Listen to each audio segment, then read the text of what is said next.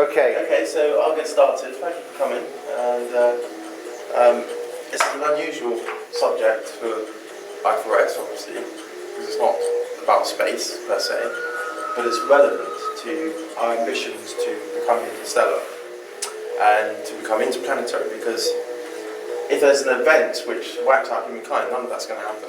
And so it's one of the obstacles we need to face, just like we've got economic obstacles to building a starship, or political obstacles, or whatever they are. This is a natural obstacle, which is the possibility of global catastrophe due to ceteris impact events. And so what I'm going to talk about is essentially how some of this may have been known by some of the ancients, and how basically what was given rise to is the idea to build a structure which helps to mitigate against that in the future. This photograph was not taken by me. This is a photograph which I took off the web, but I think it's a spectacular photograph of Cairo. I've been to Egypt, but this is just, I don't remember seeing it like that. I was, I guess, more downtown, but this is, you can see the Giza Plateau in the distance. And you can see the logo of this project, which I'm going to talk about. And so I also say that the Apkallu Initiative is not necessarily an I4S project, but I4S is potentially a partner project if it gets launched. So here's the problem as I define it, which is that previously estimates of global catastrophes, such as from impact events, which reduce massive amounts of plant and animal populations, is that the risk is something like 1 in 500,000 to 1 million, which is every 500,000 to 1 million years is an impact event. And recent evidence, I believe, is suggesting that actually it may be a lot less than that. It may be 1 in 1,000 years or 10,000 years. The cometary impact hypothesis team are talking about 1 in 1,000 year events. So I'm saying 1 in 10,000 because I'm being quite conservative. And so there's two solutions to this. The first is what I4S is kind of addressing, which is continued advance of science, technology, and expansion into land, sea, and then into space, and then one day to the stars, which is all part of the sort of what comes out of the Enlightenment and the entire scientific endeavour and aeronautical endeavour. But what I'm thinking about here is, this is kind of like a top-down approach, which is a bottom-up approach, which is that how do we, if you don't even get to getting into space and building starships and all that stuff, and something happens and it wipes out a large population of human civilization, and you have to get going again. It takes thousands of years to build human civilization back to that similar point. What do you do? And so this basically presentation is about a proposal for an artefact I call a minilithic artefact, which is analogous to the megaliths of ancient history. That's where the name comes from. So this is the logo, and I'm going to describe it at the end of the presentation more, because it's got a lot of context that goes into it. So I'm always nervous to show my paintings. It's yours, isn't it? Because I only started painting 6 months ago, but I think this isn't. It's one of the less bad ones, and it just shows a future Homo sapien who's a survivor, a nomadic survivor, who's perhaps living like a hunter-gatherer, who discovers an artefact on the beach.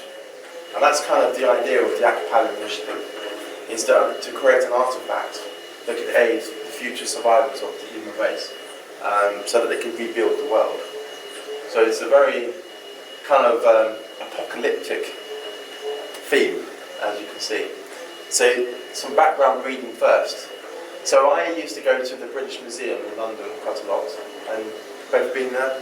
Yeah, wonderful place. And my godfather, who was also my mentor, used to force me to go there, and he used to make me go into the old British Library. I had a reader's ticket, and I remember the first time he introduced me to the Oxford English Dictionary. It was like 23 volumes, this big, that thick.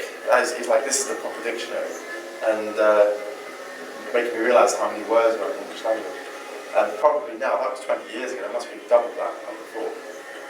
But it's an incredible place, and of course I mainly used to go for look at the Egyptian antiquity section, and I was studying Egyptian hieroglyphics at the time.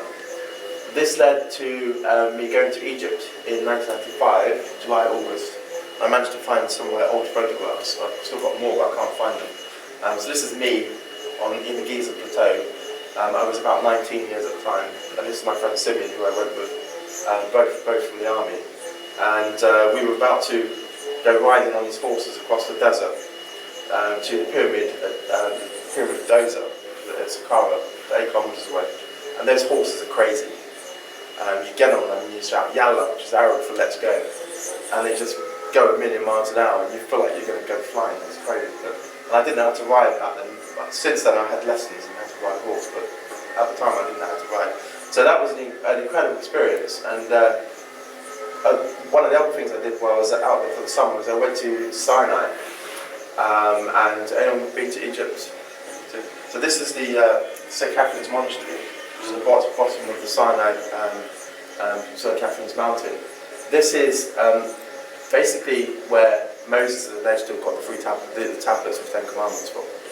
And the 3,000 steps which Moses climbed up in the biblical account are there. And you can walk up those. And so you start at St. Catherine's Monastery at the bottom, which was built around 560 AD. And they've got a bush in there which they claim is the original sapling from the original burning bush story from the Bible. Anyway, it's a fun place to visit, and it's very old. And so you go and stay there, and then you set off about 1 in the morning, and you climb up, or you go up on camels up the steps, and you sit at the top and you watch the sunrise of the Sinai Mountains, which is an incredible experience. So you get to see some ancient history. This is my Lawrence of Arabia shot, as they call it, which is me on a horse with the Giza pyramids behind me. That's one of the occasions the horse wasn't throwing me off. And this is one of the photographs I took. I took a bunch of trying to create a panoramic. I didn't have a very good camera at the time, but this is a nice picture. It's 2 pictures together. But it basically shows the 3 pyramids of the Giza Plateau. And you can see the Sphinx. And you can see all the temple structure around it. So it gives you an idea. I can't remember who that was, but whether it was me or Simeon or just some random guy. This was so long ago. It gives you an idea for the sort of landscape of Giza. Now, I mentioned I went to Saqqara horse riding, and that was to visit the Step Pyramid, which is a pyramid which allegedly predates the pyramid or the pyramids of Giza Plateau. This is the 3rd dynasty pyramid. The ones in Giza are 4th dynasty. And so there's its age, sort of 2600 BC. And it's the first pyramid that was made up of stone. Before that, they were sort of mud constructions or built with mud constructions. But it's a step pyramid, and it's very different to the ones in Giza, which are really designed to perfection. And there's none quite like them throughout all of Egypt. The most interesting thing about these pyramids, including this one, is I think it suggests something about the level of control over resources and materials and labour that the Egyptians must have had to construct something this big. Now that photograph doesn't actually give it credit, because actually, I mean, it's a really big structure. It's not as big as the 2 big pyramids in Giza, but it is a very big structure. The pyramids in Giza themselves, you can see there are 3, and you've got these little ones at the end of the small one, the pyramid of Menkaure, and you've also got the Sphinx, of course, which is this half lion and half human construct. And the pyramids of Giza believed to have been built around 2580 to 2560 BC, 4th dynasty. And so they were built in around 20 years, allegedly 10 to 20 years. 5.9 million tons. This is just the main Cheops pyramid. 5.9 million tons of rocks, 2.3 million blocks in total. They vary between sort of lowest is 2.27 tons, most of them, but there's quite a few which are sort of 25 to 80 tons in mass. This is an enormous construction project, and it involves something like 80 tons of stone installed per day. What's really exceptional about the pyramids, and it goes for all 3 of them, is the degree of accuracy. I mean, they are aligned to true north to 1/360th of a degree, which is incredibly accurate. But also, the gaps between the casing stones are 0.5 millimetre wide, which is 1/50th of an inch, which is an incredible level of precision. So they're really incredible. I mean, I struggle to understand how we built those, given the linear history we currently understand today. This is just comparing the step pyramid at Saqqara, Pyramid Dozer, with the one of the pyramids in Giza. This is, by the way, this white building is a museum, and there's a big boat in there. It's like Ra's boat of 1,000,000 years, and you know, the sun god Ra. But there was a boat in there which was found under in the desert below one of the pyramids, about 40-50 meters deep, and they brought it up and they reconstructed it. And it's in that museum. And I used to have photographs of it, but I mean you can find them online, but I can't find my own photographs. Is that a planet in the sky there? Did you notice that on the top one? Is that some? You know what? I think it's highly unlikely to be stars because daylight, completely daylight. That was probably taken in the early morning because I got there at dawn. Could be Venus. So actually, it could have. I don't know. I don't know if I took that before I rode to Scar or when I got back. It doesn't look a bit like a constellation, but I'll have to check the original photograph. So it could just be marks on the photographs. Yeah. I would have thought it's unlikely because the things about Egypt, it's one of the hottest places on earth. And when I was in Sinai and Dal, I was showering 20 times a day because I just couldn't take the heat because it's just so hot and I don't have a power complexion. Now, one of the interesting things about the pyramids is the sacred geometry that seems to be encoded in them, which I find fascinating. Here's just some calculations to demonstrate to you. So that the height of the main Giza pyramid is 146.7 meters, the original height. And by the way, these pyramids were completely encased in white limestone and with a gold top when they were originally constructed. When those were taken away and sold for other things. The base length is 230.34 meters.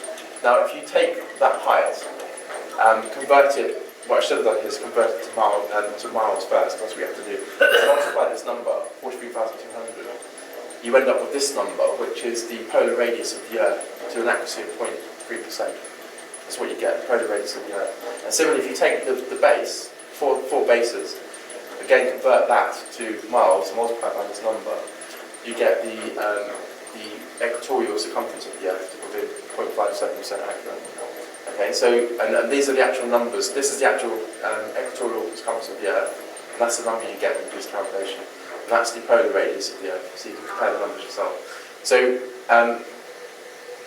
now there's a slight difference because the 43,200 has meaning. It also has meaning in the Mayan civilization. It relates to a bacterial year,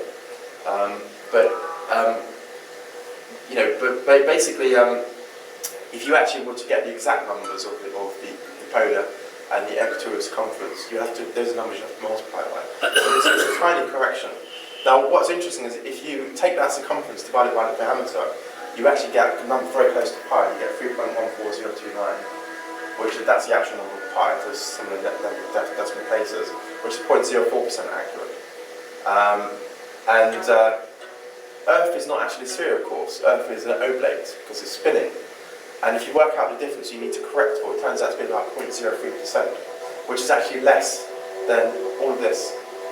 So the fact that this is slightly off from the polar radius, this is slightly off from the equatorial circumference, and this is slightly off from the pi by that amount, doesn't matter because the percentage is actually quite small. It's a similar sort of level to this. You don't need to be much more accurate. And I did another calculation the other day where if you actually work out, if you take the length of this side and you work out using trigonometry what the length of that was, which you could do from what the height was, and you can work out the angle, which is 51.52 degrees. You divide that length by the half of the base height, and you get the golden ratio. You get 1.627. The actual number is 1.618. So I get it to 0.5%. Now I've seen somebody else doing that online, and they claim it's like 100th of a percent accurate. But I don't know where they got their numbers, what I'm going to see that. But all this is suggesting to me is that when they constructed the pyramids, obviously to construct something like a pyramid, which is incredibly complex, you need to have knowledge of geometry. And this obviously predates Euclid in ancient Greece.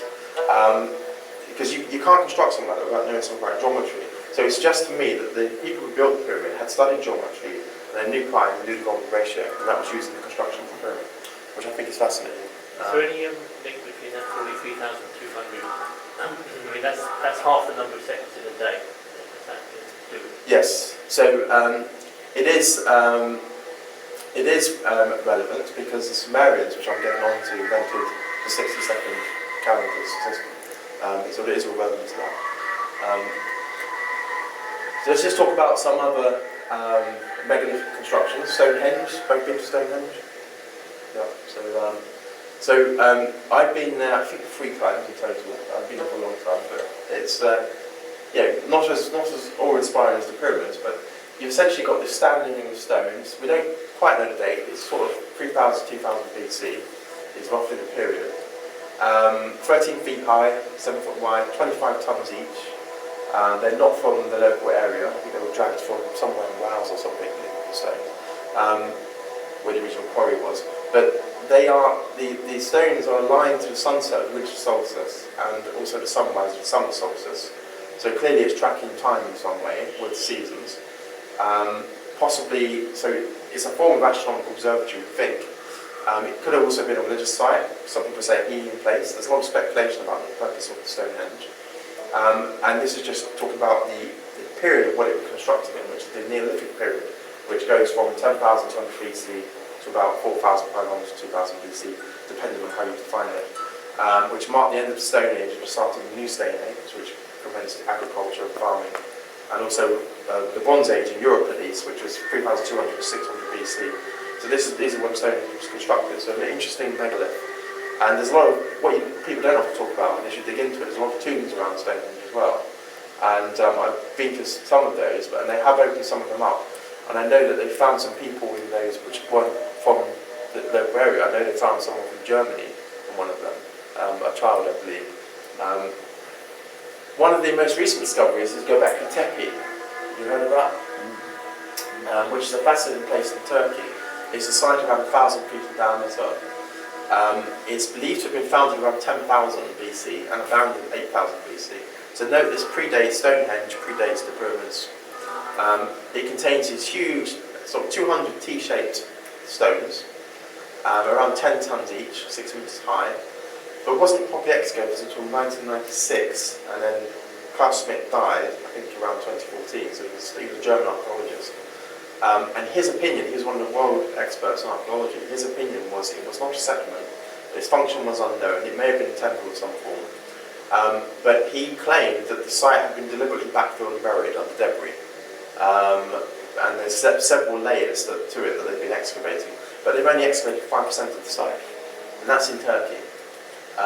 And there's this place in Indonesia, Gunung Padang. Heard of that? Really interesting place in West Java. Not discovered until 1914, and it's believed to be the largest megalithic site in Southeast Asia, 29 hectares. Did you go to Indonesia, Rob? Because you were No. So, yeah. Okay. Singapore. Just a bit. So it's covered with these large rectangular volcanic origin stones, as you can see there's hundreds and hundreds of them. Radiocarbon dating puts the site at 4 different eras of its construction. If you dig 3 to 4 meters below the surface, it's about 4,500 BC. If you dig 8 to 10 meters below the surface, you get an even older date, 10,500 BC. And if you go even further, parts of the site talking about 18,000 BC, 20,000 years old. And it's the largest structure discovered beneath the surface, 15 meters below. And it's speculation that it could include, it may be a pyramid underneath of it. And what I need to say is that there are similarities with the construction of the Machu Picchu in Peru with the structure, which doesn't make any sense at all. But what I need to say is that the claims of the dating are very controversial in Indonesia themselves. The team that's been leading this excavation has been challenged by 35 leading archaeologists in Indonesia who've written a letter saying that their methods are not sound and so forth. So I want to caveat it with that. But it's a fascinating site, and again, it's not being excavated. And I'm probably not really showing some of the great pictures of it, but you've got this, it's like a big pot-belly hill, just like Göbekli Tepe, and all these stones on top of it. And there's clearly some structure underneath of it, and that's what they're seeing. So, just with those structures alone, there's lots of other structures we can talk about. We've got, present day, we've got pyramids in Giza and Doza, which we talked about, Stonehenge, 3,100 BC, Göbekli Tepe, built around 10,000 BC. There's claims that parts of Göbekli Tepe may go back much earlier than that. And then the last ice age, of course, which ended around 11,700 BC. And then Padan, according to this team, predates even that. So how do we explain this? This is just totally bizarre. You could argue that the people leading these, that are doing bad archaeology, and if archaeologists were here and Egyptologists were here, they might claim that. This is very controversial, contentious within that field. Now, I'm not an archaeologist, I'm not an Egyptologist, and I know very little about this field, but that is actually, I think, an advantage because you don't come in with any strong biases. I just wanted to point out that there's all these other structures around the world which we found, such as these ziggurats in Iran and Iraq in particular, which are very interesting, which goes back to Babylon and other places. And they're all over the place, even in China. I mean, it is just incredible. There is megalithic structures around the world. And we really need to get a handle on this, because I don't feel we have. And some of them are quite old. And these are just the dates from classical archaeology, but maybe with further excavations we'll discover other things. So that's just an introduction to some of the megalithic structures. Now I want to talk about impacts in risk to human survival.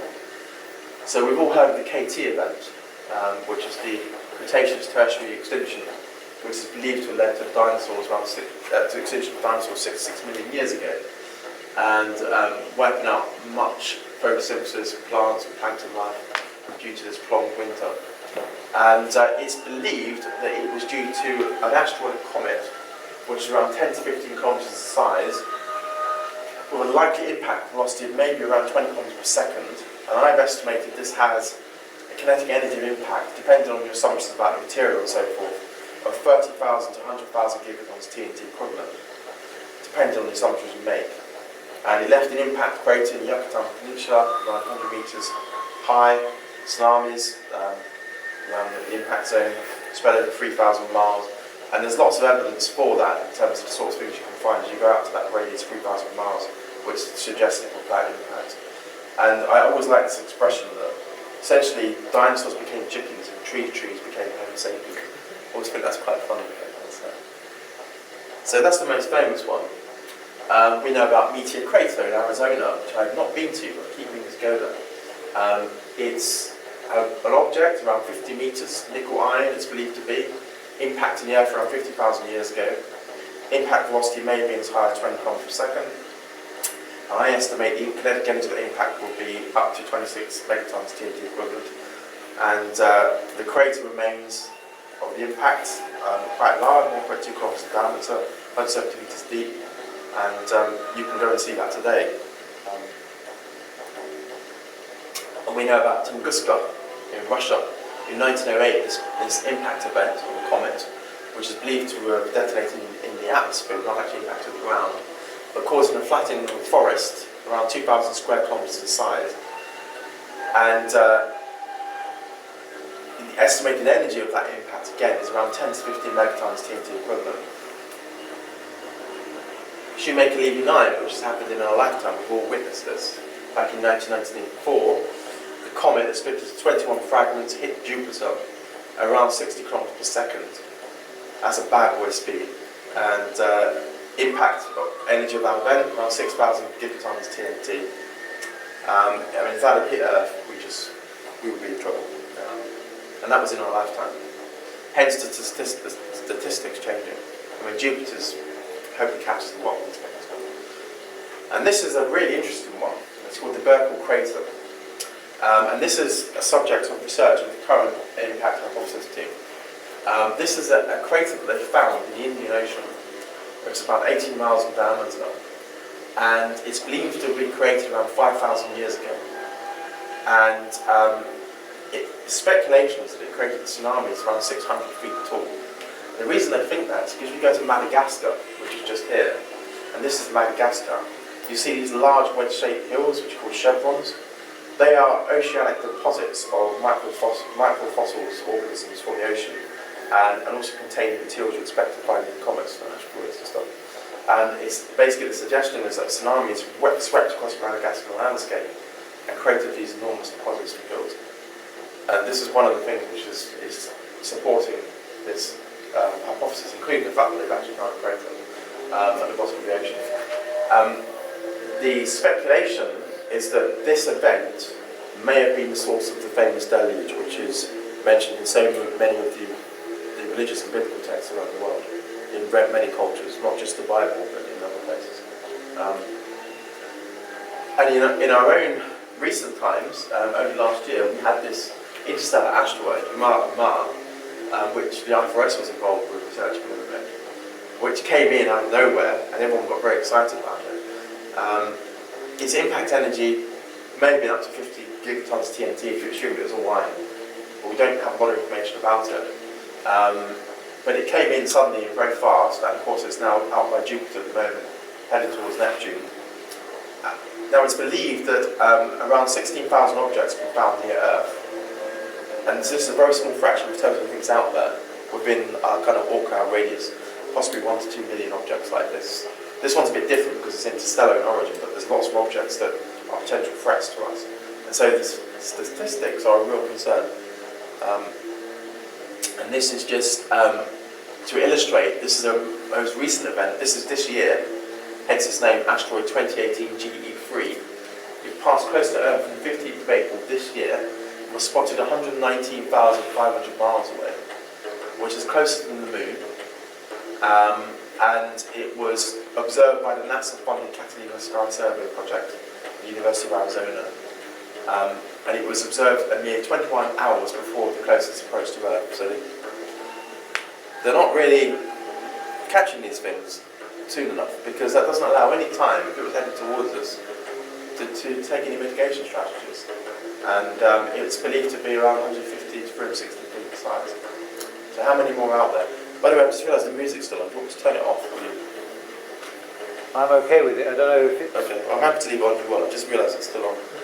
So I wasn't trying to create a spooky atmosphere. Yeah, I thought you were going to smoke CO2 coming out in a moment. So now, I focused there on those particular risks, but there's lots of other risks we need to think about, as well as impact risks. For example, around 41,400 years ago, there was an event during the last ice age, which is called the Langshan event, which is basically a reversal of the Earth's magnetic field strength. And it resulted in much more cosmic rays impacting the Earth and increased production of isotopes of beryllium-10 and carbon-14. This has been measured. There's also solar flare activity. Do we have a full understanding of the Sun? Are we happy we understand its hydrogen burning phase and it's quite stable? I think that that's debatable. There's a risk of global thermonuclear warfare due to the conduct of human beings attacking each other. There's a risk of human disease pandemic. There's a risk of human destruction of elements in the biosphere, such as pollution of the oceans, soils, deforestation, whatever. A risk that microbes could be introduced into our biosphere from another planet, which is why you have this planetary protection protocol. And, arguably an unlikely one, but there's the risk of alien invasions. Who knows? Someone might just conquer us or come and take our resources. And so, I think you need to. If we think about long-term survival of human civilization, we need to prepare for this. And we need to adapt strategies of survival and to be reactive. Not to just be reactive, but to be proactive in how we think about what those threats are. We don't want to have our civilization focused on the possibility of doomsday events. There's a lot of positive things to focus on. But I think that our proportion of focus on these activities at the moment is very small. Here are some of the sources of potential cataclysms, as I call them. Asteroid impacts, comets, Nemesis hypothesis is this idea that there could be another sister star to our Sun, which comes around every 26, is it 1,000 years or million years? I can't remember. I read the book years ago. Free floating planets, solar instability, gamma ray bursts, all these sorts of things. And then, what happens? So I want to propose a scenario to you that imagine that there was an impact event tomorrow, and 99.9% of the human population is wiped out. There's a deluge event and lots of tsunamis and there's destruction of continents and so forth. But pockets of human beings survive. Now let's say that in this little town of Chartwell, we for some reason survived. And there's a few hundred people here who survived, right? So, but everything's gone. Like there's the infrastructure's gone. Most of the roads have been destroyed. There's no libraries. There's information. So all the electronics have been wiped out. There's no computers. So we're basically sent into a position of being a hunter-gatherer. race again, and we have to survive. Now, the first thing you're going to say, once you establish survival strategies, so you're not going to die immediately overnight, the next thing you're going to say is we need to produce children, because we need the human population to be wiped out. Now what happens is, and some of those children may already be alive because they've survived, but what happens is some of those children will grow up and they sort of remember the world as it was before the impact of man. But quickly, within a few generations, the stories about how the world used to be, it becomes mythology. It becomes stories. It's like, oh yes, we used to have aeroplanes that flew through the sky, and we used to have big ships called cruise ships, which used to sail around the world. And we used to have these organisations, international organisations like United Nations, big governments around the world that used to come together. All of that becomes mythology. And I often think about how they handle this history in things like Native American cultures. I've actually written, because I went to the Native American Museum in Washington DC, and I've written to them to ask them about how they handle that, because their stories are not captured in writing, they're all verbal. But you can think about the error factor that could creep into that. And so at some point your stories have to become part of mythology and part of fact. And it's my contention that a lot of the historical religious texts in the world are a combination of those two things. So there's part history and there's part mythology, which is some of it's fictionalised, but some of it is actual events that have happened. And so we get to the rise of humankind. Now, it is staggering how quickly we've advanced. So this is just showing the population increase of Earth. So 1804 there was 1 billion people on Earth. Move forward to 2012, 7 billion people. By 2024 we're going to have 8 billion. By pretty much 2048, 9 billion people. That's a staggering increase in our population. Pretty much before 1800, we were quite flat. Our growth was almost linear. So what caused this explosion in population? Well, I think there's lots of things that happened. You had the Industrial Revolution, 1716 to 1820, thereabouts, which brought in engineering technologies, which made production of things, which helped farming, which means you could produce more production, which feed the masses and so forth. You had the invention of things like penicillin, and better medical techniques. Refrigeration was actually invented in 1750, but entered large-scale usage in homes in the 1940s. That's all going to be good in terms of keeping bacteria away. And in declining infant deaths, they've been much better at stopping infants dying when they were born, and access to clean water. All of those factors, I think, have helped in the last 100, 200 years, and there's probably a lot more other factors you can go into. It's a very complex problem, multivariable problem to understand and uncover. But prior to that, the population was just ticking along quite slowly. And I find it astonishing that we've exploded so fast in the last 2 centuries. And then what about, if you go back to the history of Homo sapiens themselves, well, we know we've been around for at least 40,000 years because of this cave art. I'm going to be in Los Angeles in 2 weeks' time, and I'm going to go and see some cave art in Santa Barbara, which is from some of the original people who lived in Native Americans and all that. We found cave art going back to 60,000 years, which may be Neanderthals, I'm not sure.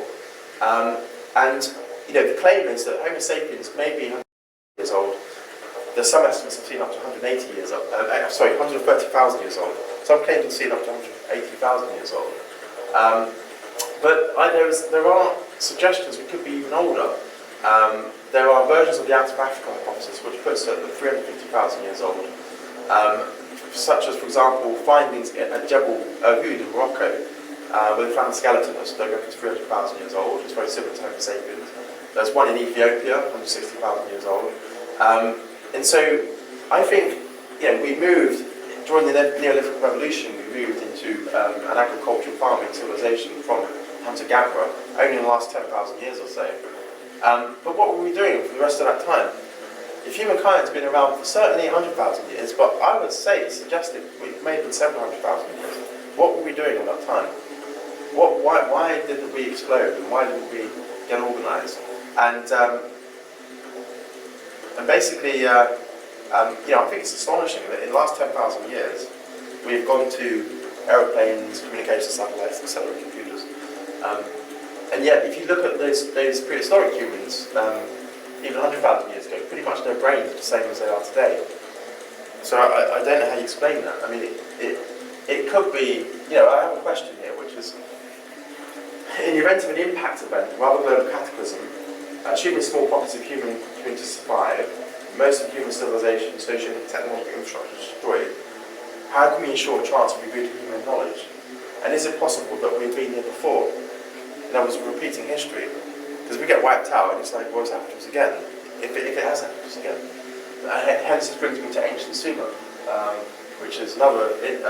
I used to be interested in Egyptology, now I'm studying more Sumeria. It's because it's a fascinating culture.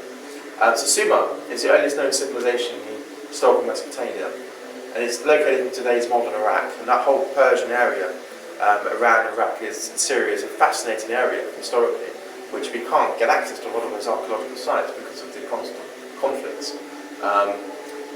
And it may go back as far as 4,000 or 5,000 years old, depending on how you look at the Iranian cultures that pre-existed it and how they became the Sumerian cultures.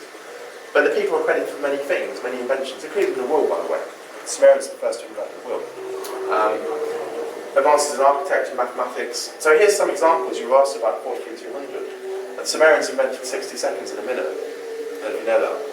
They invented 60 minutes in an hour, 12 inches in a foot, 360 degrees in a circle. So they invented all of this, and I think that's really interesting. And my personal feeling is that the 360 degrees, because you could have come up with any number of degrees, which is related to 60, because it's a hexadecimal system that they use for the cuneiform counting system. But I also think that is calibrated with the orbit of the Earth around the Sun, because it takes 365 days to go around the Sun, and I think that that's not a coincidence. But they also needed it to be a multiple of 60, so it's the number that comes closest to that. And then I want to talk about the Code of Hammurabi, which is on the next slide. Now this is the Code of Hammurabi, which is an incredible artefact, which, has anyone, you've been to the Louvre, right, in Paris? You've seen it? I don't recall seeing it. Have you seen this? You've heard of it?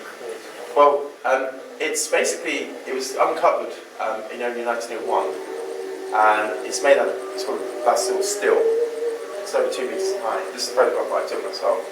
And it was believed to have been created in 1754 BC by the 6th Babylonian king Hammurabi.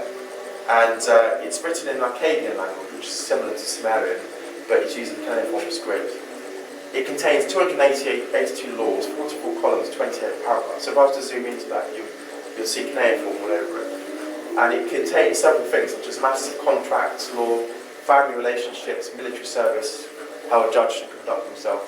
And this is the instructions that the king gave while he was building it. He said, Anu Bel called by a name me, Hammurabi, the exalted prince who feared God, to bring about the rule of righteousness in the land, to destroy the wicked and the evildoers, so that the strong should not harm the weak.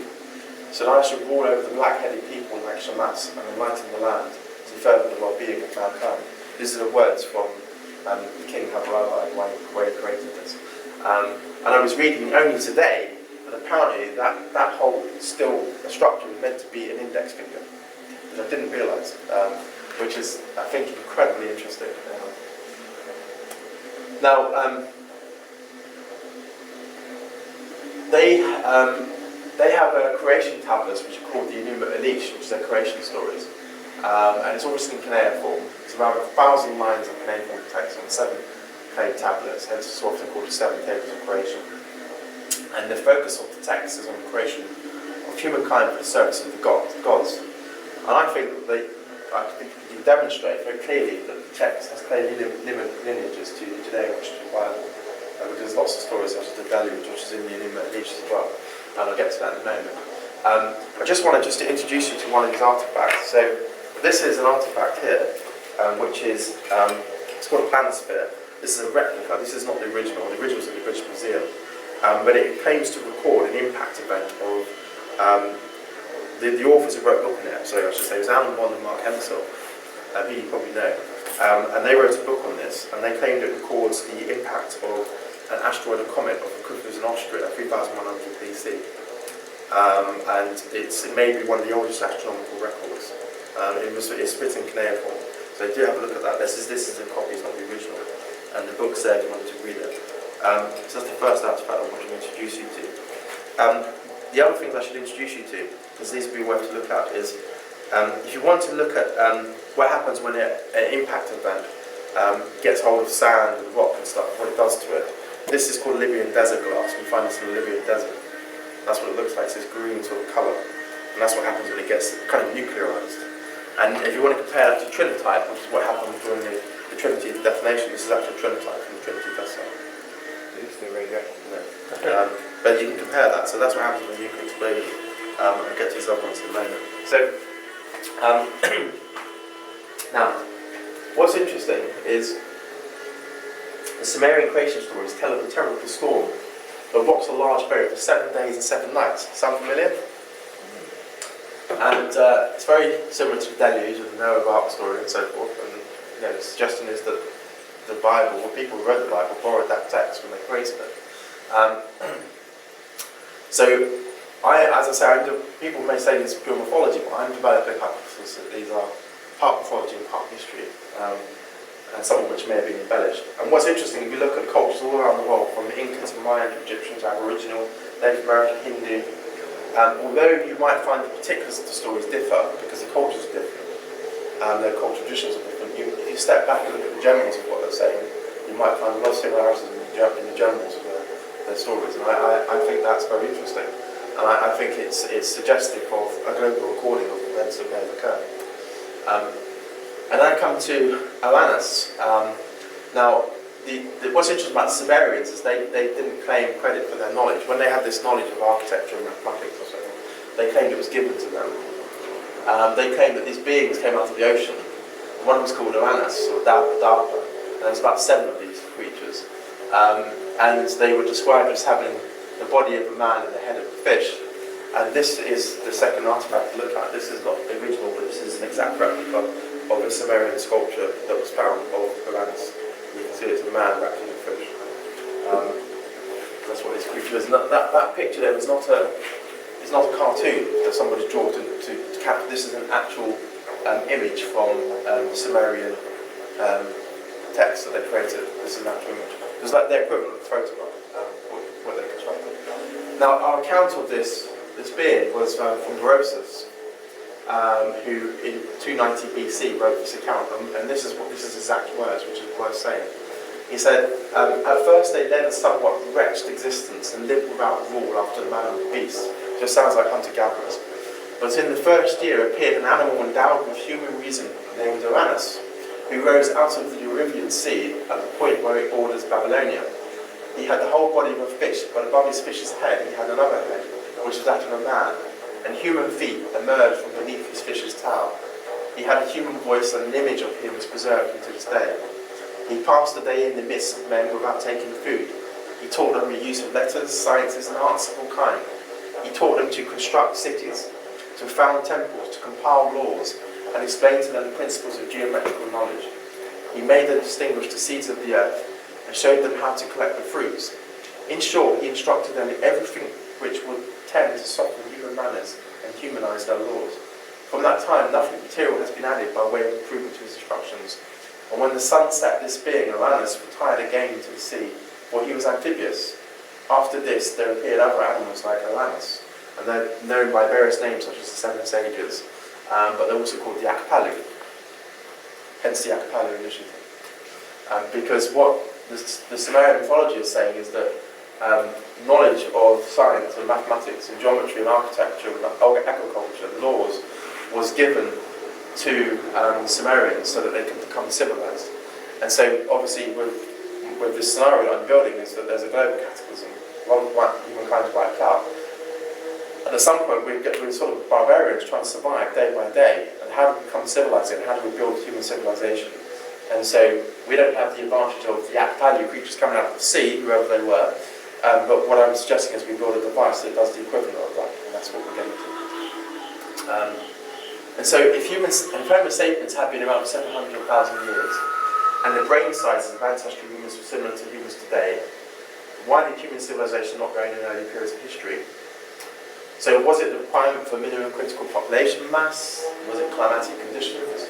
Was it global cataclysms? Every time you get going, it sets you back. Was it tribal nature, inability to get organised, other threats to our existence? But also, was there an early opportunity for human beings to rise technologically and social culturally to similar levels today? And I'm developing a hypothesis to explore that possibility. I also ask, is it possible that the stories of beings like Atlantis or other similar stories in cultures around the world actually describe an early version of human beings or other evolved intelligence within the Earth's biosphere that predates modern recorded history? We've essentially forgotten knowledge of them. So, possibilities for early intelligence. Two kind of hypotheses here to explore. The first one is what I call non-linear evolution of man. In other words, rather than the linear history we currently read in the textbooks today, the Homo sapiens achieved development of civilization but fell back due to some global catastrophe and had to begin again. And the other is what I call the alternative hominid line. There was a group of mammals that rose up separate from Homo sapiens with a comparable level of intelligence. We then died out. Maybe some of them survived and they imparted some of their knowledge to us. And we know that there are lots of other types of hominids, such as Neanderthals, Australopithecus, and others that we found. So, is that possible? So these are the sorts of things one's exploring. And this brings me to the Younger Dryas. So, anyone heard of the Younger Dryas? Okay, so this was a period in history which is recorded in the glacial record. But essentially, this is time going back. We're coming out of the last ice age, and the Earth is starting to warm up, and something sends us back into a cool period for about 2,000 years. This is called the Younger Dryas, and at some point it starts to warm up again. And it's believed that this led to the extinction of the Clovis people in North America, which are named after the Clovis daggers type things which they used to use to hunt. And many other species, such as the woolly mammoths, which died off. And there have been claims that the Clovis people were overkilled. I don't think that holds up myself. I think it was like they went extinct because there was some event that killed off a lot of the plant life and they had no food and therefore they died. And so the Younger Dryas happened 12,900 to 11,700 years ago. So that's the period we're looking at, what we're interested in. And impact hypothesis again. Evidence is emerging that the Younger Dryas period may have been caused by a cometary impact event on the North American ocean around 12,900 years ago.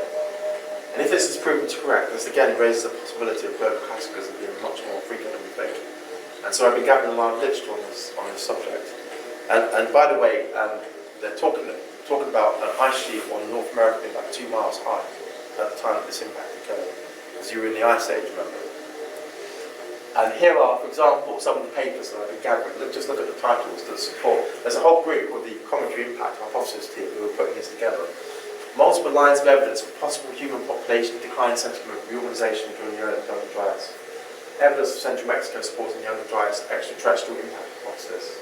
Nano-diamond-rich layer across 3 continents consisting of major impact of 12,800. Wildfire and abrupt ecosystem structure of California's northern Channel Islands in the Younger Dryas boundary. I mean, you could just see the titles yourself. Lots of evidence to do with sedimentary deposits, to do with nanodiamonds, to do with materials that they're finding in the soil layers, which indicates that something happened. And high temperature melting, shock, synthesized hexagonal diamonds, Younger Dryas boundary sediments. So there's lots of papers that have been produced by academics. These are people at universities who are writing these papers, most by and large. So now this is just an aside, but I think this is interesting, which is that I'm not claiming that Atlantis existed, because I think the evidence is too little, because we've only really got Plato to go on. There's no other indications in history that even mention Atlantis. We've got no other records that mention it. But Plato talks about Atlantis in his 2 works, Timaeus and Critias. And his dating of Atlantis, coincidentally, puts it around 11,600 years ago, which is around the Younger Dryas. And he claimed that it was an advanced civilization that essentially sank into the sea. And by the way, the oceans back then would have been 400 feet lower than they are today. And so I just think that's interesting. And given we've discovered things like Göbekli Tepe, Padang and other places, can we rule this possibility out? I don't think we can. I don't think you can say it proves it at all. We're just at the start of that claim, but it's interesting. And I wanted to show this page, which is from Graham Hancock's website. And I did write to Graham Hancock to get permission to show these photographs, but I haven't been able to get hold of them. But these photographs taken by Samthea Freya, I think you pronounce her name, which is Graham Hancock's wife. And they've been exploring the ocean around the world. So these are places under the water which they claim may be megalithic structures. In Peru, in the Gulf of Mexico, in Japan, in Egypt, Bahamas, Micronesia. And again, these are being objected to by modern archaeology, which is they just say, oh, they're just geological structures under the water. But there's active researchers going on to find these sites. And if you go onto that website, you can see all the photographs of all those individual sites, and you can decide for yourself whether you're looking at potential megalithic structures under the ocean. And so similarly, if Atlantis ever did exist, it would be something like that under the ocean. But we're talking about thousands of years ago. What's left of it? Now, I talked about Göbekli Tepe, and I'm suggesting that all of this may imply there could have been an earlier species of hominid that had advanced knowledge, which was passed on to the Sumerians, and I'm even prepared to say to the Egyptian cultures, because the Egyptians themselves, they claimed that their knowledge came from another people that came through the Delta. That's what they claimed in their own texts. And it may have been the same people, possibly the survivors of a global catastrophe. But is there an opportunity for the recent history of planet Earth for such advanced scientists to rise up? Well, there is.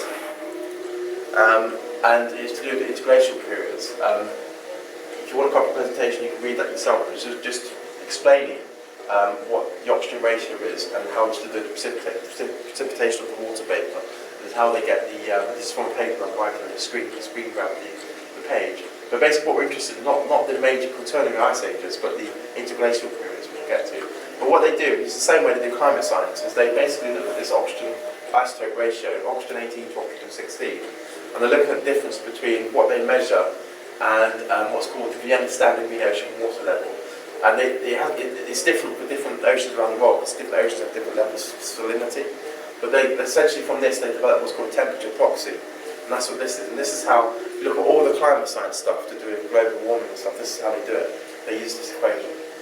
And they measure, based on the oxygen isotope ratio, in Greenland or in Antarctica, wherever it is, they determine it. From that, they're able to plot what they think the temperature was historically on Earth. And what's really interesting is you get this. So this is temperature proxy data based on the oxygen isotope measurements from Greenland ice cores in particular. And if you look at this data, this is where we are now.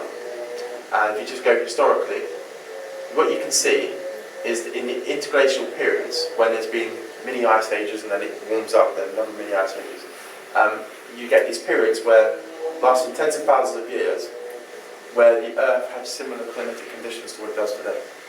And so if it's possible, if this hypothesis is possible, that Homo sapiens may have been around for several hundred thousand years, there were opportunities. It wasn't due to the climate why we couldn't have risen up as a civilization in an earlier period. And you can see that some of these got names, like this one's called the Eemian. And I've just circled these. So I've only gone up to 400,000 years, because I think there's no point going further than that, because we've got no evidence that anything like Homo sapiens was around before that. Suggestions maybe 300,000 years, but you're still looking at opportunities for Homo sapiens to get organised and get civilised, because parts of the climate were kind enough to enable that. And so we get to the Apkallu Initiative, which is basically, I agree that a lot of the above is speculative. It's based on what's been discovered in archaeology, and indeed from what's called proto-archaeology. But if you want to be sure about surviving the human future, you've got to decide what you're prepared to gamble with. And so the problem, as I see it, is how to ensure the preservation of knowledge, so that in the event of a global cataclysm, but some of us survive, humankind can restart, and with an advantage within centuries, get back to a similar level of technology. So in other words, if people were completely wiped out, and there's a few pockets that survived, it may take us thousands of years to get back to having world governments and nation-state health systems and the ability to build large roads like the Romans did and we did, and all that stuff. It may take thousands of years to get to that point. Well, what I'm trying to do is accelerate that process. So I call it civilization accelerator. And so this is the proposal, to construct a device which can last for at least 100,000 years. The reason 100,000 years is because that period allows for the possibility of several interglacial periods, maybe four, so it's ish 100,000 years ish. So maybe four interglacial periods, so there's opportunities to get rebooted. And it contains the foundation knowledge of what you need to get rebooted. So it's a device, sort of architectural, archaeological artefact from the explorers who may unearth it. And the device will be replicated perhaps 1,000 times. So you build one of them, and then you replicate it, you distribute them all around the Earth, because you want to increase the chances that future archaeologists will dig it up. And maybe, because we've got the capability to do it today, you put something into space, or on Mars, or on the Moon. And, and so the idea is that a small community would find one of these things and study it. And so there's several questions that, because the actual design of the artifacts is a function of several things: the size, the shape, materials, content, and what it costs, which I'm going to get to. And so now we have some experience of message plaques from things like the Voyager probes and the Pioneer plaque and so forth. In our attempts to try and message ET, for example, ever discovers human civilization. Is this the way you want to go? What does that really tell you? That, to me, if I discovered something like that, it doesn't really tell me anything. Maybe you might learn a bit about hydrogen atoms, but it doesn't really tell you much. I don't think that was a well designed artifact. I think it's more of an art experiment. And I could argue that the Apkallu Initiative is also more of an art experiment. But what material? Well, plastics and metals will degrade in thousands of years. If you leave a car in a forest, it's gone within centuries. It will rust away. And so I don't think those plastic and metals are appropriate. Electronic memory is no good, because if there's an electronic pulse, it will wipe it out. Or maybe you want to put something in space, but then if you can't even get off the Earth, there's no point. You can't get access to it. So my conclusion was that the device should be constructed of stone. And then it's the question of what choice of stone. Just like the ancients did, they constructed things of stone. And this brings me to cuneiform, which is the first writing system ever invented by the Sumerians. And it's a beautiful language. And the text was scribed using a little wedge-shaped marker onto wet clay. And it was mostly used for transactions and recording things and so forth. And you've already showed you the code of Hammurabi, which is cuneiform. And it depicts both logograms with syllabic and alphabetic elements. And they are gorgeous. I mean, this is just showing a cylinder sill. So the cylinder sill, this is a clay tablet, this is a cylinder sill which is laid out. And if you want to see some, these are actual cuneiform cylinder sills here. So these ones here are originals, these are not artifacts. So what they've done is you would wear one of these around your neck. So this is about 3,000 years old. And you would wear it on a piece of string. And you would roll it onto clay to get the image. And it will tell you what it says. So they were recording transactions or recording the law. So do have a look at these, because each of these is at least 3,000 years old. And I don't have any as old as 4,000 years old, but those are original cuneiform, which has survived. They're different materials, they survived in the deserts, and then they luckily ended up in my hands. So that's the ones I just showed you, and they record all kinds of different things. So what are the cylinders made of? Oh, they're made of all different types of materials, so like diorite or quartz, or just, there's about, I think I've identified about maybe 30 different materials they're made of. There's a wide variety. And that's an interesting study that needs to be done, because I need to understand, of the ones we've got access to, which ones survive better. Because if there's certain materials of cylinder sill that didn't survive so well, it tells me that's probably not material you want to use. So that's useful data in terms of the research project. And so this is just showing those ones over there zoomed in. And you can see some of them like the scorpion structure, and you can see some cuneiform text of a godlike figure talking to a servant.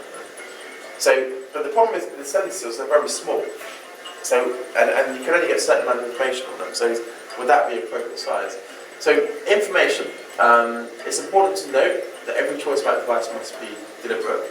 So when I'm interested in sacred geometry, just like the pyramids, and I think the choice of every decision about this artefact should be encoded within it. And just like the megalithic structures.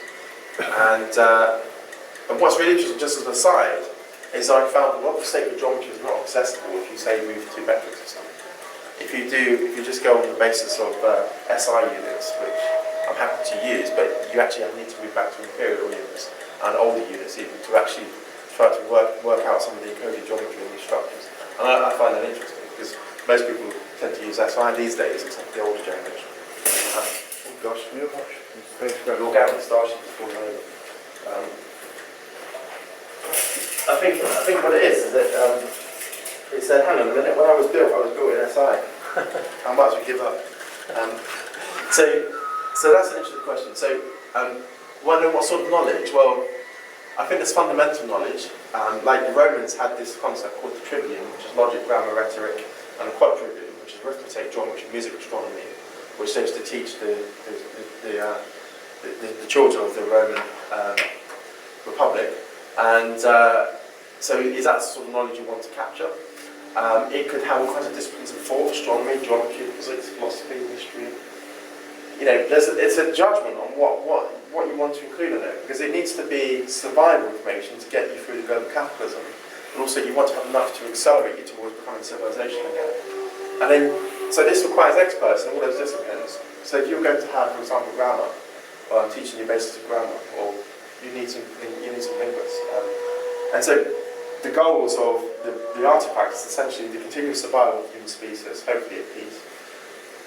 The accelerated technological, social, cultural growth of human civilization from assumed stagnated level, and then the preservation of moral and ethical philosophy and cultural values.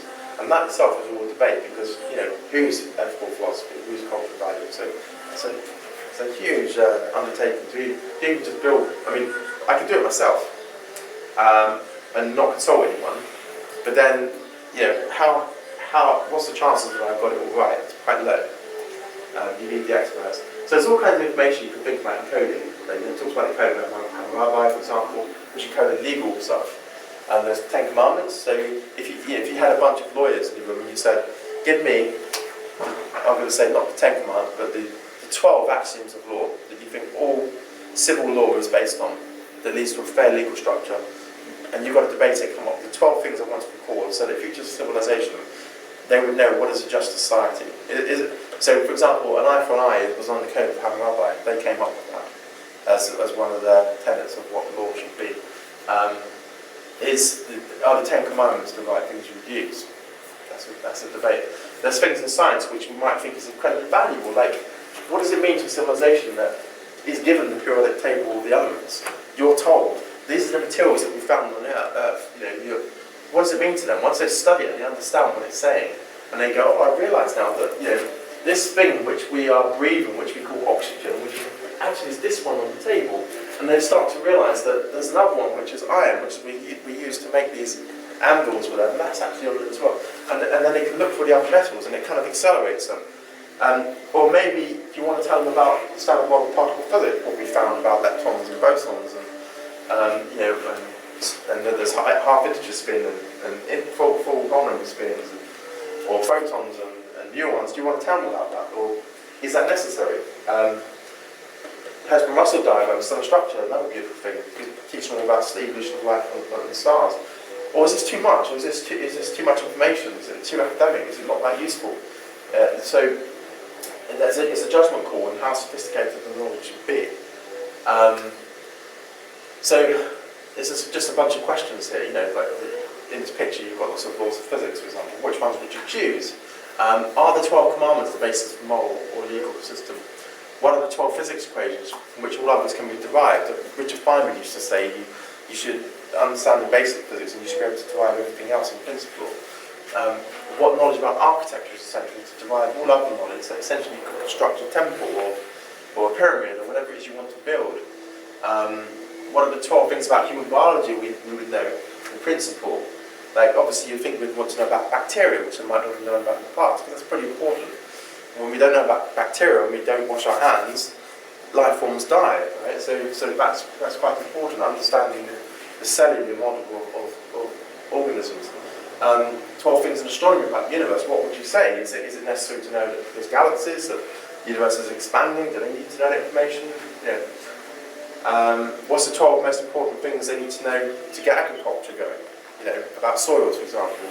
And what would you say is the 12 moral and ethical principles of thought? You know, you start from Aristotle's threefold principles of ethics. And then what languages? Should you do it in 3 languages? Or what's the balance between written information and pictorial information? Because what language did you choose? If thousands of years ago they've got their own language and they don't remember your language, they've got to decipher it. So it's a complex problem. And then which social, cultural, societal norms do we include or exclude or outright reject? Which that itself is controversial. So think about decipherment, which is another complex problem. One of the risks is that you may not discover for many centuries, even thousands of years. And so any future human will be faced with the problem of linguistic decipherment. And so one way to address this is to produce the same data in different forms. So here's some examples where that's been done in history. The Rosetta Stone, you've all heard of that, which was produced, you know, it believed to have been built 2,200 years ago. It contains Egyptian hieroglyphics, Demotic and ancient Greek. Because of this, they were able to decipher Egyptian hieroglyphics. You've got what's called the Funta Magna, of the Americas, about 5,000 years old, found in Bolivia. It contained ancient Kura, which is a local language, and Proto-Sumerian. What is Sumerian doing in South America? I don't know. No one understands it. It's on this, you can see, cuneiform. It's bizarre. And then there's the Behistun inscription, which is in Iran, 2,500 years old, which contains 3 different types of cuneiform script languages, which is Old Persian, Elamite, and Babylonian, writing Akkadian. So is that maybe that's teaching you a way to do this. So maybe you do several of these devices, or you do the same information with 3 different languages. I don't know. So aid the decipherment of it. There's the shape. Well, the thing is, as I say, it's related to the size, but the cuneiform thing, the cylinder seals are quite small. I mean, they've survived thousands of years because we've got them in front of us. But the smaller they are, the less information you can put on them. So my thinking is that it probably wants to be something around the size of a football-ish size, because it's big enough that you've got a good chance of finding it. And the surface areas are quite large, that you could put quite a bit of information on each surface area. So at the moment, I'm thinking about dodecahedron, hence why it's on the logo. As an idea, it doesn't have to be, just as an idea, because the dodecahedron has 12 sides. There's an optimum trade-off between the number of sides and the number of surface area, the size of the surface area. So each one of those surface areas will have different information. Obviously, if you went to something like an icosahedron, which has got a lot more sides, the surface areas are much smaller, but you can encode more information on it of different disciplines, in theory. So there's a trade-off of that. The material, well, I'm proposing stone. There's lots of other options, such as you were asking about the cylinder seals, which are made of different things like green steatite, hematite, obsidian steatite, amethyst, lapis lazuli. You could do gemstone or gold, maybe more likely to find it, or diorite, which is currently my favourite, which is what the code of Panorama was made of. And there's other things like jade, quartz. So you need to do a material study of what things are most likely to survive. And if they're underwater, as well as being buried or exposed to the weathering. The Rosetta Stone was made of something called granite diorite, which is a form of diorite. So that's similar, and they've survived. There's diamonds, maybe. There's other options you can explore. These are all decisions that have to be made. I'm trying not to make those decisions. I'm just sort of suggesting the initiation of a project, and then hoping to get feedback. Then a team that was assembled would then make these decisions going forward. Once the research was done. So this is just talk a bit about diorite, as I mentioned, which was used in Sumerians for a lot, and the Egyptians for a lot of things, and the Incas and the Mayans. It's quite rare, apparently, diorite, and it became one of the reasons for conducting military expeditions in Mesopotamia, because they wanted to get hold of diorite. I don't know what the cost is, I haven't looked that up. And there's size. As I said, it shouldn't be too large, because that's also difficult to manufacture, difficult to reproduce. If I was to make a device that was like, whatever chamber size, well, lots of space to write stuff on, but I can't move it, and I can't reproduce it because it costs too much as a project. So there's a trade-off with the size, and so I'm suggesting maybe 6 to 12 inches in diameter-ish, and so the weight would be roughly 1 to 5 kilos maybe, and then you could possibly produce 1,000 of these and distribute them. So maybe it would look something like this. This is just a cartoon to illustrate that you would contain different disciplines of thought to help civilization get going that they need to know. And there's, obviously it wouldn't be in this form. This is just a cartoon, but it's because one of the problems is what do those symbols even mean. So you've got to teach them the basics of mathematics as part of it. Just to show you some other artifacts. I don't know what these are called because these are in the Louvre in Paris, and it was all in French. I don't speak French. But these are some of the artifacts that they found from Samaria, and they're beautiful because they contain lots of information. It's all clear. Just to give an example, maybe it would look something like this. You would dig it up, but it would maybe be something like a dodecahedral or whatever.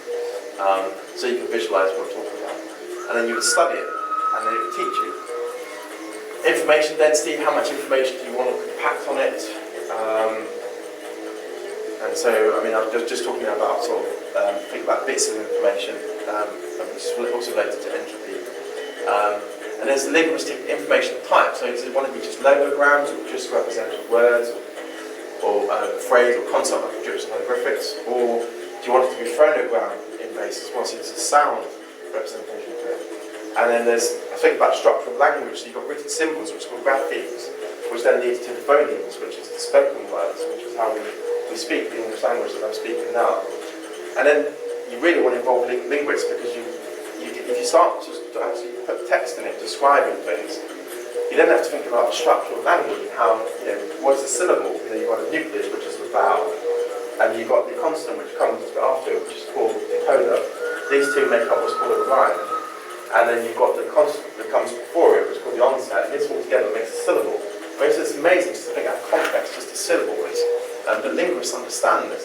And so whatever information you put on this thing, you've got to make sure that you're making it as easy as possible for the future person to decipher it. Because the chances of getting it wrong are quite high. And there's a chance of misinterpretation. This was a science fiction film, Arrival. You saw it? Good. Which, they had to interpret it in their language. And it's a beautiful film, I really enjoyed it. The most interesting thing about it, of course, was they were basically saying they wanted to trade technology, but how it came across is they wanted to trade weapons. It's a misinterpretation. And so we need to think about how the information we're imparting influences that future civilization. Because if they take our artifact and they study it, and that then becomes to them almost like a religious artifact, which is the risk. You can imagine them putting it in the equivalent of like a religious temple because it's an artifact they found which gives them all this knowledge. And to them it came from the gods, and actually it was just past human civilization that collapsed due to some global cataclysm. But they studied it. But because it's so important to their civilization, because it gave them so much knowledge, they almost put it up on a pedestal, like an idol itself. But then it almost becomes dogma. Right? So when you're trying to do is teach them knowledge about what you knew about the world, it has the danger of becoming dogma, which is like a butterfly effect, which could actually have an adverse effect on the growth of that civilization, because they could bring doctrinal laws in which prohibits people exploring outside of concepts which weren't defined on the artifact. So you've got to think about those sort of philosophical, religious implications and how you can actually cause problems down the line. And so this is a general invitation to the world at large to think about whether this is an interesting idea, because I haven't formally launched this project. I'm going through a pre-launch phase of getting feedback to see if this is a crazy idea. And there's lots of things you want to think about, the material, the shape, the geometry, the size. All of those need to be made by a team of people from different disciplines. And I'm trying to see if there's sufficient interest in this idea. And this is the first talk I've given on it. So, I think that our ability to become an interstellar capable species, which is what the IFRS is interested in, depends on the near-term ability to survive here on Earth. We're near space. And I'm not saying we focus on this and don't do the space stuff. I absolutely believe we need to be doing the space stuff. But the preservation of knowledge and learning of the human experience is critical to our future. And we're to continue to progress and avoid stagnation and decay, and even the possibility of complete extinction. And finally, I want to say that I think myself that such a project has the potential to inspire long-term thinking among different human societies. When you think about the complex world we have today, how polarised it is with politics and religious views, this is something that potentially could unify people towards an idea that secures a human future, although it also has the potential to be the seed of dispute. Right, so that is a risk, I'm happy to admit. But I see it as a self-perpetuating mechanism towards social cultural harmonisation in principle is managed right, and increased global awareness of fragility, or what I call the great cosmos.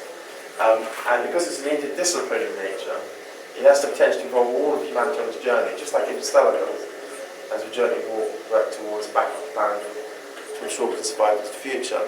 And on the last slide, I can now explain the logo, because there's a lot of stuff that went into that.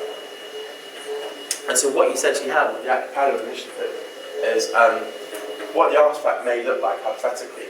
And all these things around it are just symbols to represent, for example, scouts of justice. So there'll be legal stuff here. This is essentially the symbols of grammar and rhetoric, maybe, and music. This is actually what's it called? Brow. So that's another question here. And then this is the symbols of logic. It's just one of the Euler equations of mathematics. So these are just examples of sort of things you might think about. This bluey thing at the edge of the ocean is kind of represents a deluge. This is cuneiform from 100,000, which is 100,000 years. This is the goal of the project that I survived to. And this thing here is actually the Great Pyramid of Giza, drawn exactly to its angle and slope. And what it's doing here is it's measuring the precession, because it's been proven that the pyramids of Giza, as are the Mayan pyramids, they are clearly linked to measurements of the global precession cycle of the Earth, which is this 26,000 year frequency, which I think is related to global cataclysms. And so this is a symbol of knowledge. This thing just represents Alpha and Omega, kind of represents religion. This represents yin yang philosophy, which is what you get once you study all the other disciplines before you move to religion and philosophy. And if you look carefully, you can see the tree of life going around the whole structure. And even the colours have a meaning, but I won't go into that. And if you look into the background behind you, you can just see one of the Apkallu watermark. And these two things here, this is the moon symbol, and this is the star symbol, which is one of the symbols of the gods of the Apkallu. So that's the presentation. I hope you enjoyed it, and I'm happy to hear any criticisms that think this is a completely nonsense idea. Well, thanks, Kelvin. It's very interesting. Yeah.